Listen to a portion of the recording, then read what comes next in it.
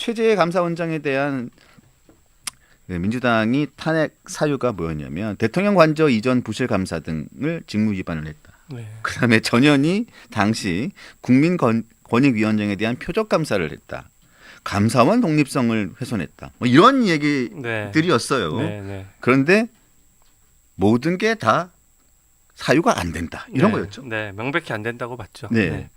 특히 대통령 관저 이전 같은 경우에는 민주당이 이걸 가지고 이 비상계엄 이전부터 대통령을 탄핵하겠다고 공언을 하고 다녔어요. 민주당 김민석 최고위원 같은 경우에도 6개월 내에 탄핵한다. 뭔가 사유를 찾고 탄핵을 고민해야 되는데 이재명 대표 사법 리스크가 있다 보니까 사유는 상관없는 거예요. 뭐든 만들어내서 어찌됐든 6개월 안에 한다라고 해서 참 그게 반민주적인 장면이다. 이렇게 저는 평가를 했었는데 이 대통령 관저 이전 부실감사도 마찬가지입니다. 그 국정에서 굉장히 중요한 국정감사와 또 어떤 청문회 같은 등에서 이 부분을 엄청나게 그 이상한 의혹 제기들을 많이 했어요.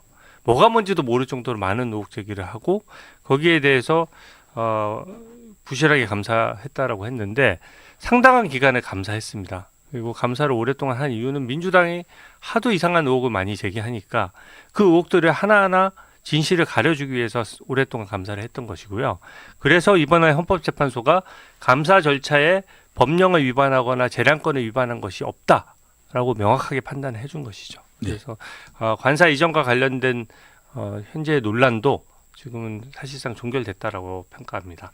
최재해 감사원장이 98일 만에 직무에 복귀했습니다. 자, 감사 탄핵 소추 사유가 되지도 않는 사안을 정치적으로 몰아가서 탄핵을 하고 난 다음에 98일 동안 직무를 묶어뒀는데 98일 만에 직무가 복귀가 됐습니다. 저는 지금도 기억이 납니다. 전현희 당시 국민권익위원장이 나와서 눈물을 흘리면서 이런 얘기를 했던 게 기억이 납니다. 감사원의 표적 감사로 겁박이 계속되는 상황에서 죽음과 같은 공포를 느꼈습니다. 또 감사 때문에 고생하고 있는 우리 직원들에 대한 미안한 마음에 그러면서 눈물을 또 흘려요. 죄송합니다. 이 길을 계속 가야 하는지 스스로에게 묻곤 합니다. 이것이 감사원의 이번 감사의 의도인지 뻔히 알면서도 말입니다. 하면서 저는 끝까지 가겠습니다. 이렇게 막 울면서 얘기를 했었어요. 네, 국민을 위해서 끝까지 안 가셔도 좋았을 것 같은데. 하지만 결과는 뭡니까? 정당한 감사였다. 본인이 그 당시에 근태 문제로 감사 받은 거잖아요. 기본적으로 출근을 잘 안 하는 거예요. 네. 그러니까요. 근데 그게 공무원들이 봐도 그 현재 어제 결정문에 나와 있습니다. 이 감사가 시작된 것이 표적 감사로 볼 수 없는 것이 어떤 내부의 다수의 제보가 있었던 거예요. 다수의 그렇죠. 제보로 인해서 감사가 착수된 겁니다. 공무원들이 누구 잘 제보합니까? 남의 일을 잘 제보하지 않아요. 네. 근데 왜 제보를 했냐? 공무원들이 보기에도 해도 너무하다 싶은 거예요. 심한 거예요. 그러니까 권익위가 국민들 권익을 보호하는데 얼마나 중요한 기관입니까? 그래서 국민들이 억울한 일 당했을 때 신고하면 거기에 대해서 꼼꼼하게 업무를 처리해 줘야 되는데 권익위원장이 거기에 대한 수장이고 장관급 대우를 받으면서 실제 국민 혈세로 월급도 많이 받아요. 근데 제대로 출근을 안 하는 거예요. 출근을 잘 안 했죠. 네. 늦게 출근을 출근했어요. 어쩌다가 하루 하는 게 아니라 서울에 있으면서 아주 늦게 출근하거나 아주 일찍 퇴근하거나 네. 그런 식으로 해서 남들 뭐 차 안 막힐 때 왔다 갔다 하려고 했겠죠. 네. 근데 그런 걸 떠나서 이게 과연 국무위원에 준하는 장관급 자리에 직위에 있는 고위공직자로서의 처신으로서 적절하냐.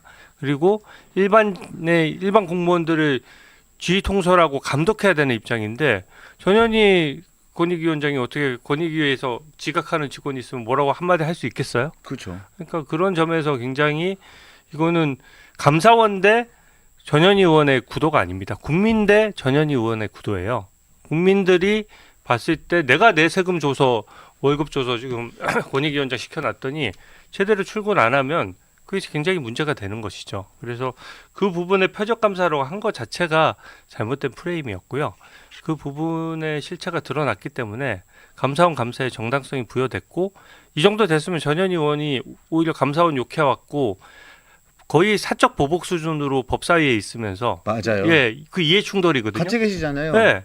보저히 법사위에 있으면서 감사원만 질의가 할 때 무조건 감사원에 대해서 하는 거고 뭐 감사원 직원들이 야근하면서 택시 타는 것까지 다 트집 잡아서 돈 다 깎고요. 일 못하게 하는 거죠. 감사원 특활비 완전히 다 배제했습니다. 오. 그런 것들이 감사원 특활비라는 게 결국 감사원의 기능이라는 게 공무원들 비리를 찾아내서 감사원 그 혹시 모를 비리 공무원을 찾아내는 일이잖아요. 그게 감사원의 일이죠. 네, 일종의 수사 절차는 비슷한 네. 거거든요. 그러니까 본인 돈 써가면서 몰래 어디 가서 제보자도 만나고 또 자기 동선도 추적되지 않게 특수활동비가 있어야 뭔가 활동을 할 수 있는 건데 그것도 역시 거의 다 깎아버린 거예요. 그러니까 어떻게 그냥 아예 그냥 특수활동비를 제로로 만들어 버리니까 현재 검찰의 마약 수사와 예. 감사원의 특별 감사 기능이 많이 죽었습니다. 근데 감사관들이 정말 그 자기 사명감으로 자비 써가면서 이 악물고 지금 하고 있는 거거든요. 그것에 대한 책임을 저는 전현희 의원이 져야 된다라고 생각합니다. 자, 전현희 당시 위원장은 당시 감사에서 세종청사 근무일의 93%를 지각했답니다. 93%를 지각했답니다. 7%를 지각한 게 아니고요. 93%를 지각했는데 본인은 잘못한 게 없다고 눈물을 막 흘리면서 막 아까 전에 제가 읽어드렸나요? 다시 한번 읽어드릴까요? 자, 뭐라고 얘기했냐면 간단하게 읽어드릴게요. 표적 감사로 겁박이 계속되는 상황에서 죽음과 같은 공포를 느끼고 있었습니다. 감사 때문에 고생하고 있는 우리 직원들에 대한 미안한 마음에 죄송합니다. 그런데 93%를 지각을 했습니다. 자, 이거는 이것까지만 하겠습니다. 네. 자, 그런 다음에 이창수 중앙지검장과 조상원 4차장 검사와 최재훈 반부패 2부장에 대한 탄핵도 바로 최재 감사원장 탄핵과 같은 날 네. 있었죠. 네, 네, 이분들도 98일 만에 어제 복귀했습니다. 네, 네, 네. 참, 이분들에 대한 탄핵도 참 기가 막힌데 네. 이분들은 탄핵할 때 국회 소추위원들이 첫날 나오지도 않았잖아요. 네, 네. 국회 측에서. 맞습니다. 그 약간 노쇼 논란이 있었죠. 뭐 식당도 아니고 왜 안 왔을까요? 네, 저는 진짜 위약금을 세게 걸어놔야지. 정말 우리나라 헌법기관에서 이렇게 어이없는 장면이 연출된다는 게 국민들에게 굉장히 송구한 일이죠. 어떻게 검사들을 탄핵하고 또 검사들을 뭐 보호하자 이런 게 아닙니다. 월급은 또 그대로 나가는 거예요. 직무가 정지되고 일을 못하는 겁니다. 그리고 중앙지검장은 민생 침해 범죄에 있어서 얼마나 중요한 자리인데 그렇죠. 그 자리를 사실상 공석으로 만드는 것이거든요. 그래 놓고 본인들이 그날 또 재판에 안 나와요. 안 나왔죠. 그런 책임감으로 어떻게 공직을 수행할 수 있겠습니까? 그러니까 그 탄핵소추 남발하는 그 정천래 위원장을 비롯한 민주당 의원들이 전체적으로 반성해야 된다라고 생각합니다.